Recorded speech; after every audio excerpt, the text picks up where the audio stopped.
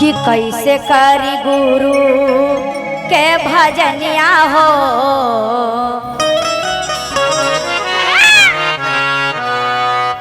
देहिया लाचार हो गई।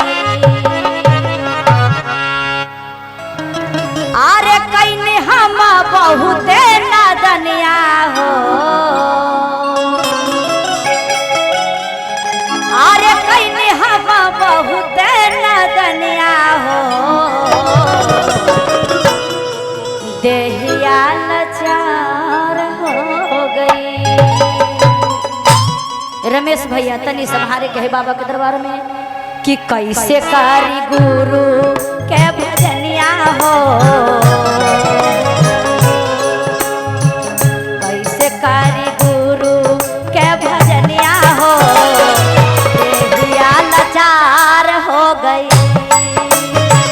कैसे करी गुरु के भजनिया हो, देहिया लाचार हो गई।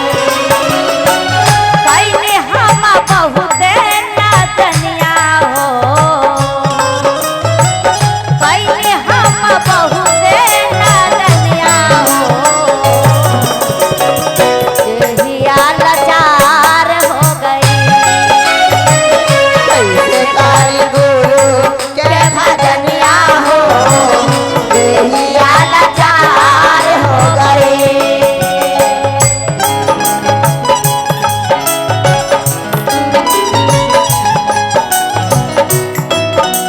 मीठी मीठी ताली बजाइए और समझिएगा भजन के लिए।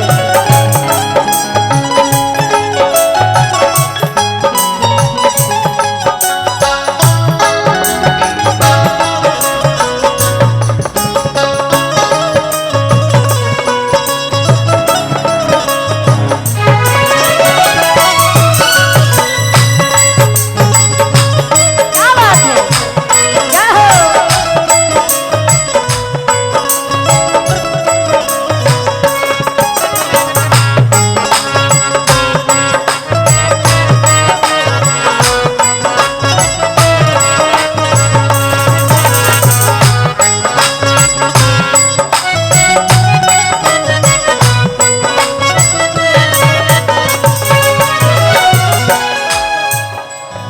और कहतिया कि जब बचपन रहेला दीदी त कोई समझदारी ना आवेला।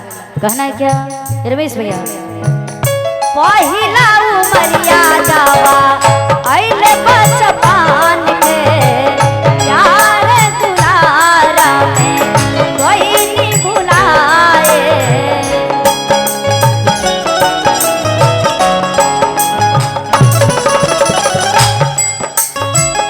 पहिला उमरिया जावा अइले बचपन के, प्यार दुलारा में कोई नहीं भुलाई। और का खेले कूद में, खेले कूद में बीता ले समैया हो, देहिया लाचार हो गई। खेले कूद में बीता ले समैया हो, देहिया लाचार हो गई।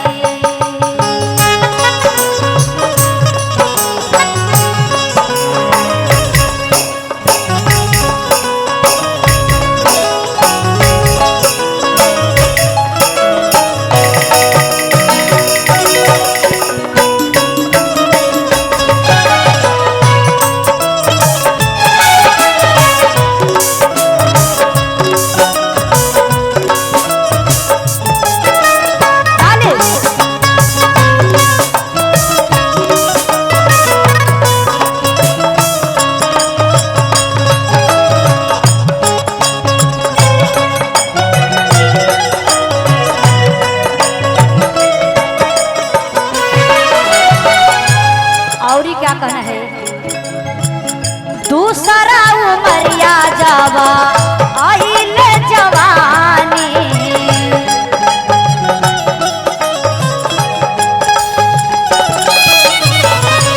अपने ही मना में कोई नादानी।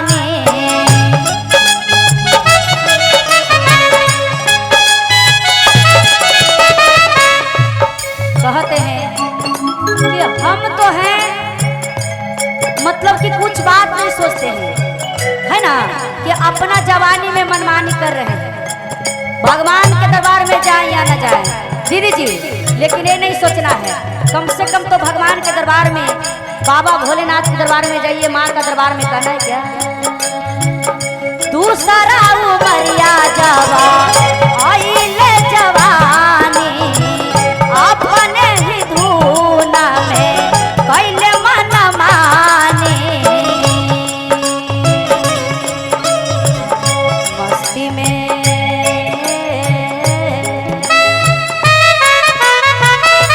कहना है, मस्ती में बितावले समैया हो, मस्ती में बितावले समैया हो, देहिया लाचार हो गई।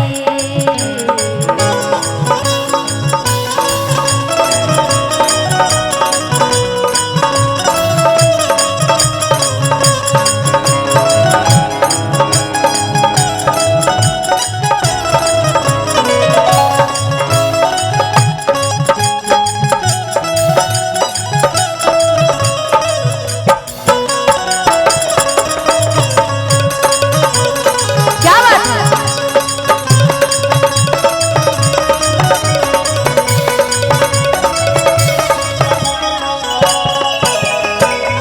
तीसरा उमरिया जावा आइले बुढ़ापा,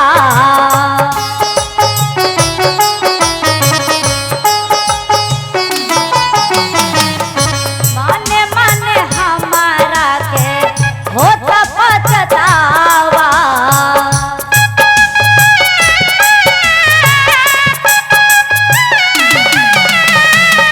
तीसरा उमरिया जावा आइले बुढ़ापा, मन मन हमारा के होता पछतावा। और का खटिए